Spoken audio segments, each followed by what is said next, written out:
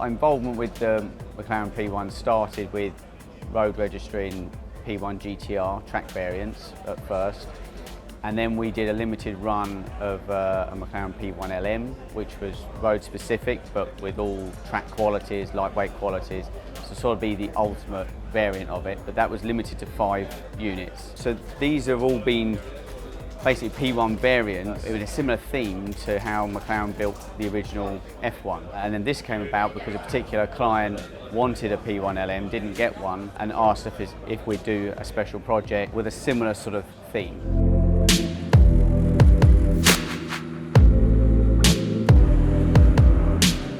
The hill today was good. We were quite an early run, so it's a little dusty. For once we've had dry weather for weeks on end, but it was great. I mean, it's always pretty amazing to drive up here, to see all the other stuff around as well, and all the people here. It's it's a real privilege.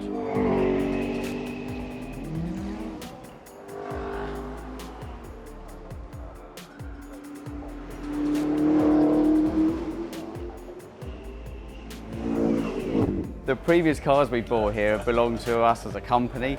This is a customer's car, so we're lucky that he's allowed us to bring it here in the first place. So it's purely just to show the car in motion to everybody here for the first time. But it's not about performance for us. It's just to show it off.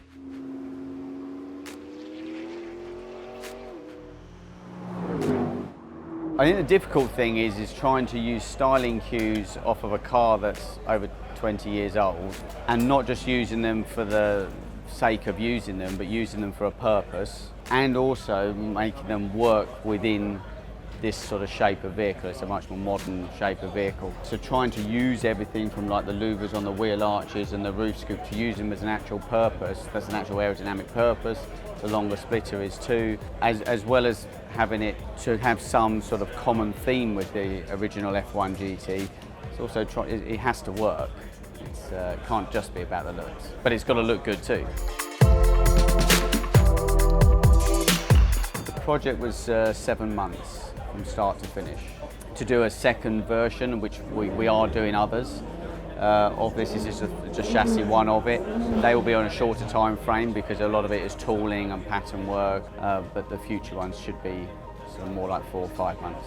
It is an extremely quick car. It's relatively lightweight for a hybrid vehicle. This one is a little bit more comfortable. It's got sound deadening, it's got electric windows, it's got a stereo system, it's got some carpet mats, so it's a bit more refined than a P1 LM, but it has still got the same suspension geometry, the same specific tyres designed by Pirelli. Pirelli made special tyres for this. So it's surprisingly usable. It has an automatic mode, as well as you can drive it in full manual with paddles, obviously, but it does have an auto mode as well.